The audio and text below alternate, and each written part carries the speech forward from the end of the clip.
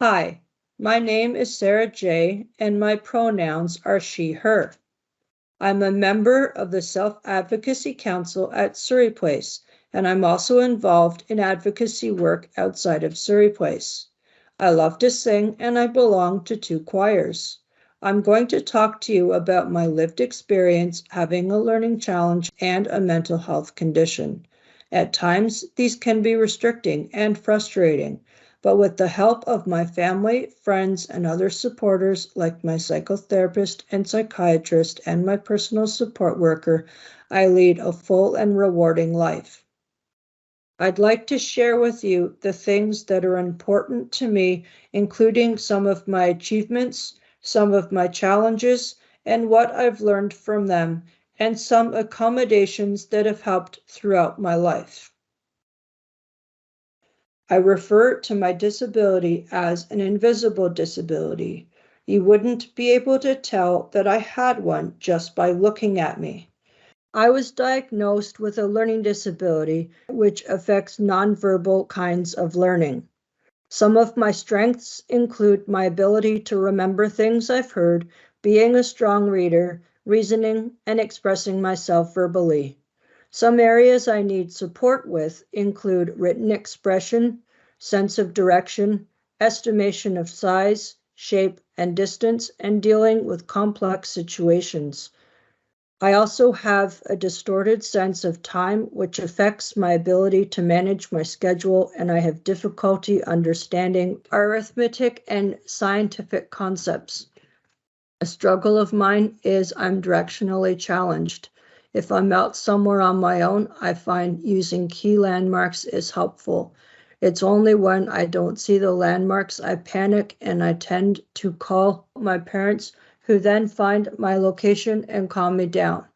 When I'm out with Marina, my personal support worker, she has been building my confidence by getting me to look at the GPS and tell her where to turn, etc. She is planning to put a giant L and R on the dashboard to help. I never in a million years would have thought following a map would be so much fun. In general, you need to have patience because with any disability, you need to understand what the person needs. If you ask them, you need to listen to what they say. You don't always have to ask. You can also just let them know that you're here for them. It's important to be caring and understanding that the person has a disability and you're there for them to support them. With respect to needs, sometimes it's important to be discreet about it. Everyone has the right to reasonable accommodations. In a job, it helps to have things laid out with structure. Because my sense of time is distorted, it's important for me to stick to a routine. For example, I have the same breakfast every day and an afternoon snack at 3 p.m. every day. If I eat later than 6, I'll need a larger snack at 3. In a job setting, if I'm in a meeting and it does go past 3, I need to turn the camera off so people can't see me eating because I need to. Sticking to my routine means I can't always accommodate other people's schedules. I try to make appointments that fit with my routine. For someone with a disability, doing things by the book with a lot of structure and routine is often helpful. Having things properly laid out is important. If I need to do various tasks, it helps to list those tasks so that I know which one I should do first. Having something concrete like a checklist that I can look at as a reminder is helpful. If things aren't listed, I tend to forget. I started using a whiteboard and I now use it on a daily basis. When learning a new skill or task, it's important to break things down into different steps and explain them, but don't just leave it at that. New tasks can seem complex and overwhelming to me. If I don't understand something, I make this clear.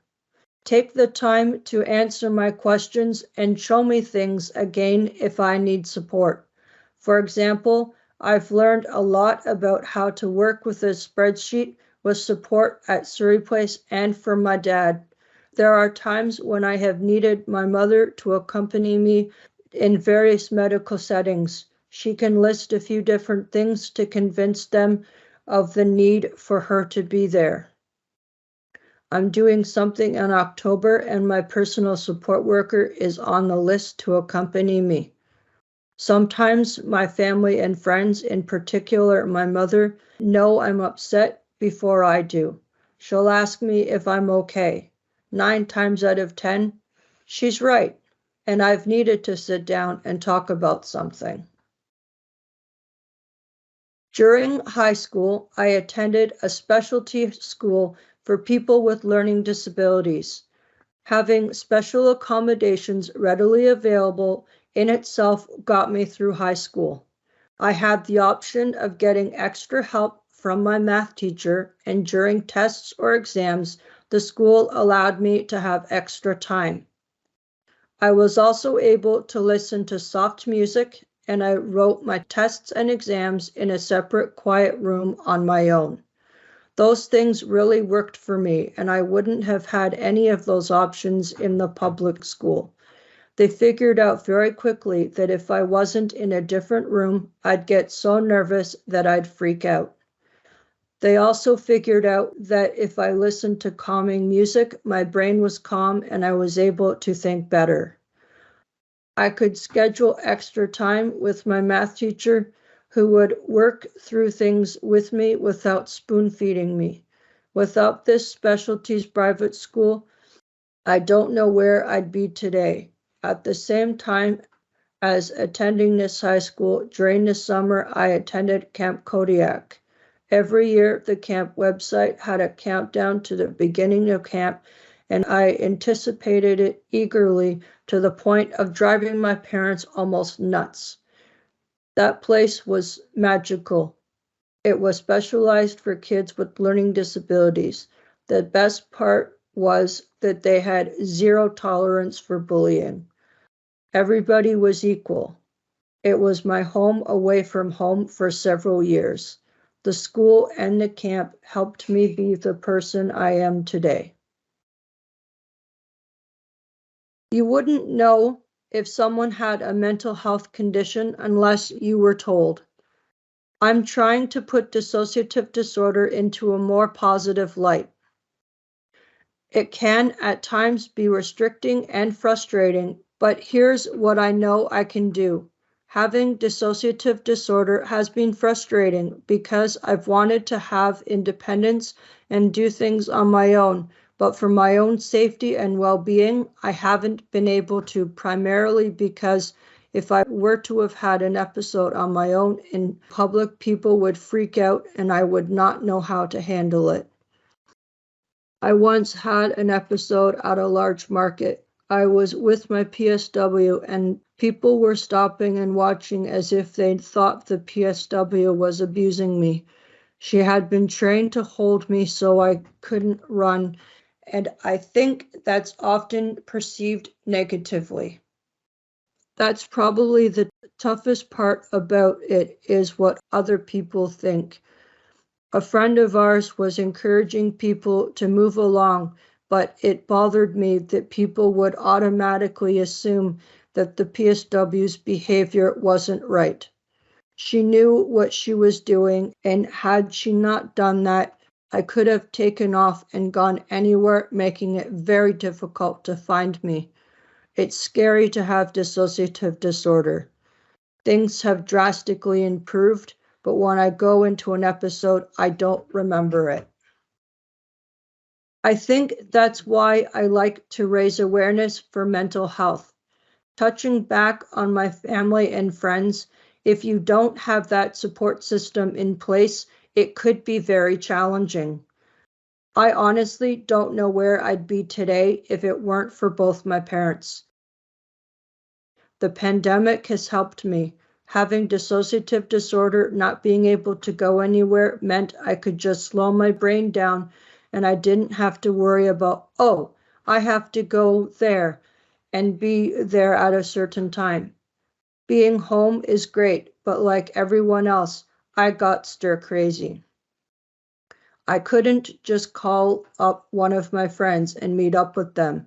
I know I'm not alone when I say how frustrating that was. Everyone went through similar experiences. The authorities said, "We're never alone. We're all in it together," yet we can't interact with people and friends. That never made sense to me. Social media was actually pretty positive. My friends kept in touch on various social medias. There were a couple of friends I haven't talked to in years. It gave the time to reconnect with people I hadn't had the time to stay in touch with. We were so busy before the pandemic, and the pandemic slowed us down. We could connect through a video chat, Zoom, or any other communication type. That almost outweighed the other effects of COVID. Without social media, we would all have been driven into insanity. It hasn't been a laughing matter at all. It's been very serious and tough on us all in many different ways. I have been attending the same church for my entire life. That's a long time to be part of one particular church. During the pandemic, not being able to go to church was weird. At first, it was upsetting because it's a huge part of my life, and all of a sudden, we had to go virtual. You couldn't go to church, interact, or see people in person. When we were able to go back in person, for a while it was nice to be back in church, but then it was, what's the point? In the beginning, you couldn't sing, interact, or say hi to anyone. It took away the whole idea of being in church. Before the pandemic, I found it quite comforting to be able to walk into the church, sit in the pew, and not have anyone around, to be alone, quiet, and present. That not being readily available was the toughest part of the whole pandemic. Throughout my life, during hard times, just being able to sit and be present and alone, to have that taken away, that was tough. Through the pandemic, I've had some rough times. I've had loss, and that's when I would have gone to the church to ask, why did this happen? This will always be my church family. I've made a lot of friends throughout the years whom I'm still in contact with, people I've grown up with, friends who have kids. I have enough honorary nieces and nephews. I don't have to worry about having kids of my own. During the pandemic, it's hard on everybody. Even before the pandemic, a lot of my friends were worried about my dissociative disorder. They worried about the effect of the pandemic and dissociative disorder on me without being able to leave my house. In all honesty, it's been the complete opposite. It meant a lot that they were thinking about me. I told them they had to think about themselves also. My family, church community, and friends are everything to me. Be happy more and angry less. Be kind more and cruel less. Be positive more and negative less. Life is precious, so live every day like it's your last and never take it for granted, for you never know what tomorrow may bring. Thank you. Be kind to one another. Thanks for watching.